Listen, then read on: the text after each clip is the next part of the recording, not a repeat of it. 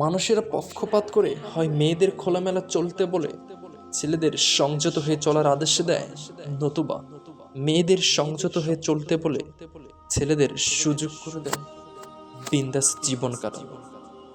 কিন্তু ইসলাম কোনো ধরনের পক্ষপাত করে না। রোগের ওষুধ বাতলিয়েই ইসলাম ক্ষান্ত হয়নি, দিয়ে রেখেছে তার প্রতিষেধক। সেই প্রতিষেধক হলো একটা দেয়াল। এক পাশে থাকবে পুরুষেরা আর অন্য পাশে থাকবে নারী।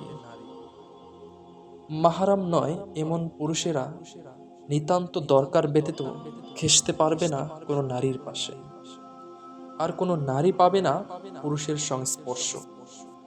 যখনই পুরুষেরা এই দেওয়াল টপকে ফেলে, যখন ভেঙে দেয় তাদের মধ্যকার বিভাজনের প্রাচীর, তখনই অপ্রীতিকর ঘটনাবলী ঘটতে থাকে।